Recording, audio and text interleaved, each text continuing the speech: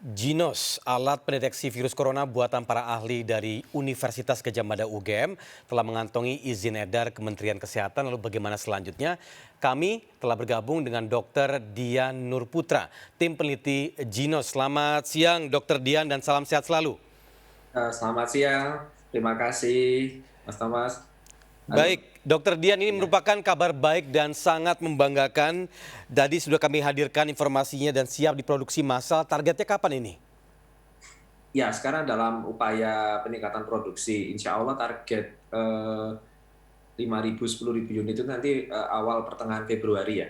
Kemarin itu sebenarnya kapasitas kita itu hanya 2.000 unit per bulan, tapi atas permintaan dari Pak Mensesnek kita upayakan untuk meningkatkan kapasitas produksi sampai 5.000 unit, dan itu insya Allah moga-moga awal Februari, pertengahan Februari itu sudah bisa. Oh, berarti yang 100 Bismillah. unit ini adalah di awal Februari ya, Dok ya? Ya, ya, betul. Baik, selamat nih sekali lagi. Tadi sudah kami tampilkan bagaimana cara kerjanya, namun bisa dokter jelaskan kembali apa yang perlu dilakukan atau cara kerja dari Ginos ini? Ya, prinsipnya jadi nanti dari seorang pengguna atau seorang yang mau diperiksa nanti akan menggunakan kantong sampel seperti ini, mungkin tadi bisa dilihat ya. Terus kemudian kantong ini kemudian kita hembuskan dari bawah masker sampai kantongnya menggembung. Nah, kemudian setelah kantongnya menggembung nanti dicolokkan ke alatnya. Nah, pada saat dicolokkan pada alatnya itu nanti mesin secara steady akan menyedot nafas yang mengandung komponen VOC di situ atau volatile organic compound. Nah, kalau komponen VOC-nya itu terpolakan sesuai dengan pola dari SARS-CoV-2 yang memang sudah dipelajari oleh mesin ini selama fase profiling, maka ya akan keluar di komputer atau keluar di AI di software-nya keluar hasil positif begitu. Nah, jadi pola dari VOC yang ada di sampel nafasnya kita itu akan dibaca oleh komputer, dan komputer itu sudah merekam, sudah mengingat pola-pola VOC dari pasien-pasien positif COVID yang sudah kita kumpulkan waktu dulu dalam 2 penelitian, yaitu yang pertama penelitian kohort yang bulan Maret sampai April, itu penelitian awalan kita dengan 615-an sampel nafas, termasuk juga penelitian uji klinis yang kemarin.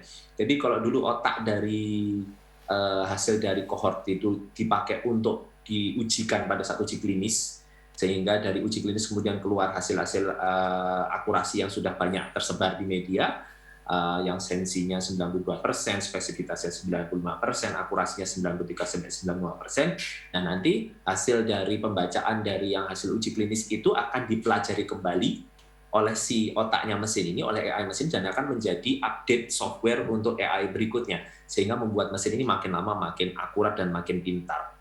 Begitu. Baik, Dokter Dian, berarti untuk sejauh ini tingkat akurasinya jika dibandingkan dengan PCR, apakah sama atau bagaimana? Ya, terima kasih. Jadi standar di dalam standar di dalam penyelenggaraan suatu penelitian uji klinis atau uji diagnostik, maka terutama dalam penggunaan alat diagnostik baru, maka harus dibandingkan dengan gold standard atau reference standar. Jadi kemarin kami pada saat melakukan penelitian untuk mengevaluasi akurasi Ginos ini, pembandingnya atau reference standarnya adalah PCR jelas. Nah, dibandingkan dengan PCR itu, maka keluar itu tadi, akurasinya setara dengan 92% dari PCR, sensitivitasnya ya, spesifisitasnya setara dengan 95%, dan kemudian akurasinya 93-95%, tentunya dengan PCR ya. Kalau Mas Thomas jangan menanyakan bagaimana perbandingannya dengan rapid antigen, nah kami kan tidak melakukan itu kemarin, seperti itu. Ya. Baik, berarti dengan tingkat akurasi seperti ini, target keluar hasilnya setelah dilakukan tes Ginos, itu apakah sama juga secepat itu atau berapa jam? Oh enggak, kalau misalnya dengan menggunakan Ginos cukup 3 menit saja. Oh, 3 menit? Jadi dari ambil Oke. nafas, colokan ke mesin 40 detik menganalisis, kemudian sudah langsung keluar hasil. Nah, sambil menunggu untuk pemeriksaan berikutnya, mesin kan harus membersihkan atau namanya flushing, membersihkan chambernya. Nah, itu total semua adalah sekitar 3 menit. Begitu. Ini sekali lagi merupakan kabar yang sangat baik dan membanggakan. Ini selamat sekali lagi untuk tim peneliti dari UGM nih, Dokter Dian. Dan terakhir ini mengenai Nah, harga, tentunya nih masyarakat juga ingin tahu. Seperti apa nantinya ketika ya. sudah siap edar, harganya ini berapa nanti, Dok? Sebenarnya yang berhak menjawab ini malah justru tim konsorsium ya, tim teknis ya. Tapi sejauh yang pernah ditetapkan dan pernah juga disampaikan oleh Pak Menteri dulu itu harganya sekitar 62 juta. Itu sebenarnya sudah termasuk PPN dan fasilitas trainingnya. Tapi itu di luar laptop, di luar bahan habis pakai. Jadi ada laptop yang juga harus dikonekkan ke Ginos. Nah, laptop itu nanti masing-masing buyer Nah, di laptop itu nanti yang diinstal software yang kemudian senantiasa diupdate dengan hasil data yang terbaru. Kemudian bahan habis pakainya itu mungkin satu kantong itu hanya 6.500 kalau tidak salah. Dengan HEPA filternya itu juga sekitar Rp20.000. Sehingga total kalau ditotalkan semua, di mana Genus itu satu kali masa maintenance itu bisa meriksa 100.000 sampai 150.000 kali, ya walaupun harganya kesannya pertama agak mahal, tapi kalau dibagi dengan jumlah yang bisa diperiksa, ya kurang lebih setiap orang tadi hanya bisa habisnya hanya 25 ribuan itu aja, Rp25.000.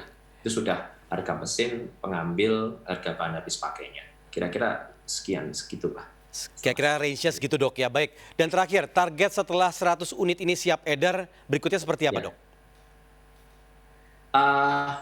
Jadi sekarang PR-nya ada cukup banyak ya, Mas Thomas. Jadi setelah kita izin edar itu, kita pertama PR masih harus memasukkan Genus ini ke dalam sistem ekosistem pemeriksaan COVID-19. Jadi memasuk di dalam standar guideline-nya. Dan untuk bisa masuk standar guideline itu tuh harus ada data-data akademik yang dipublikasikan di manuskrip yang saat ini sedang kami kerjakan.